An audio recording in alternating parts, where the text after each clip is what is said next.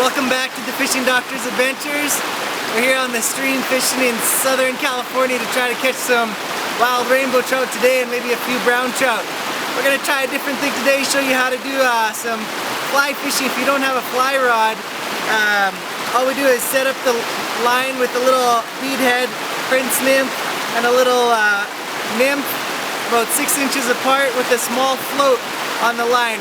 Cast it out, drift it down, wait for a strike. So we're going to show you to see if that works today. I see some fish hiding out in this pool here. Let's see if we can catch them.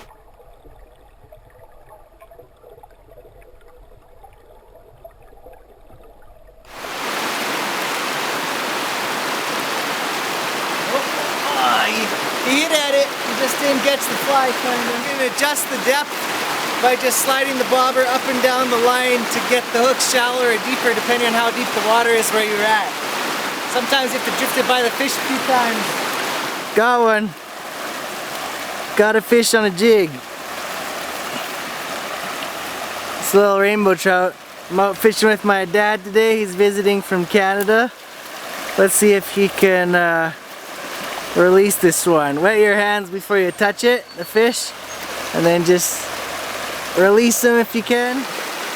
There he is. Yeah. There he goes. There he's gone. There he is. We'll catch him another day. Got one. Got a fish.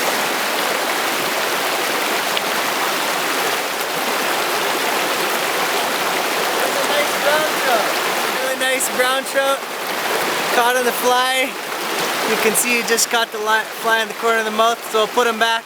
So what you want to try to do is let the float drift with the stream as naturally as possible, so those flies just drift along the same pace as everything else that will be coming by the trout in the stream, so it looks natural.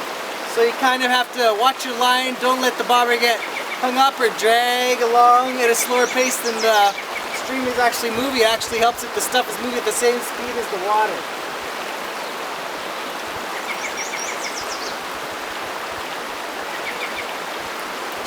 There we go, hooked up, got one. Nice little rainbow trout. On the beadhead prince nymph. Let's land him and get him back in the water. So here we have a nice little waterfall with a little bit of a pool below it. So I'm going to cast my bobber up by the waterfall and let it drift down this pool. See if we can get any hits here.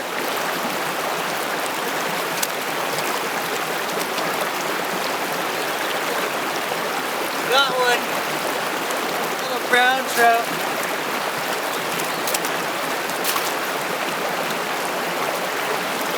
Beautiful little brown trout. Caught on the fly. These brown trout are kind of skittish. If they see your shadow, they just swim under a rock and won't hit your hook. So you kind of have to crawl up cautiously if you want to catch them. Just drifting it right past them. See if we get a hit. Oh yeah, I got a hit. Oh, he came off. Saw my bobber went down there.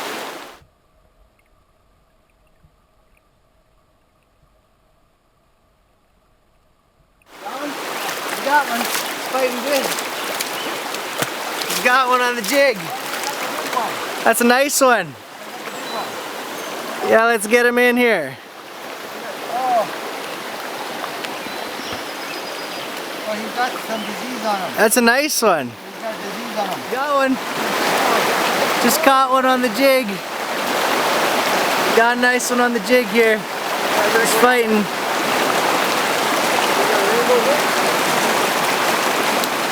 Got another fish on the jig here. My dad's hooked up with another one. Let's see if he lands him here. Another nice little rainbow trout. Oh, got one. Got a fish on. Looks like a little brown trout. Landed. Oh, got a nice one, Brad.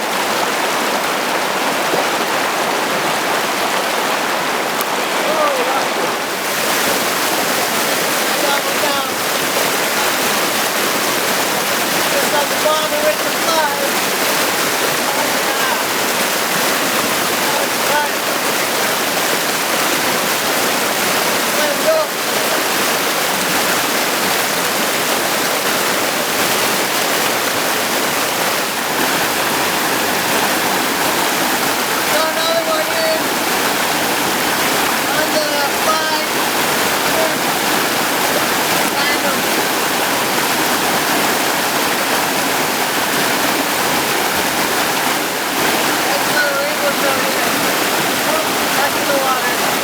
day's almost over. Thanks for joining us today on Fishing Doctor's Adventures with my dad and I.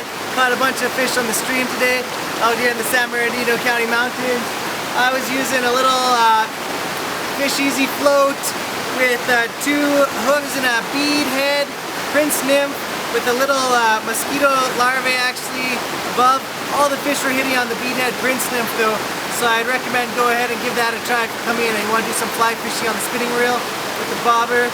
You know, you can change the depth range from 8 inches down to a couple feet down depending on the level of the pools. So come give it a try, it's a lot of fun. Forget the bait at home, you don't need it anyways.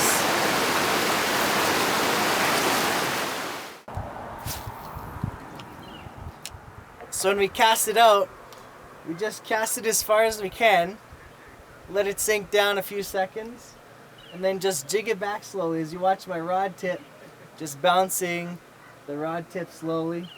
Oh, there we got one. Oh no, got some weeds.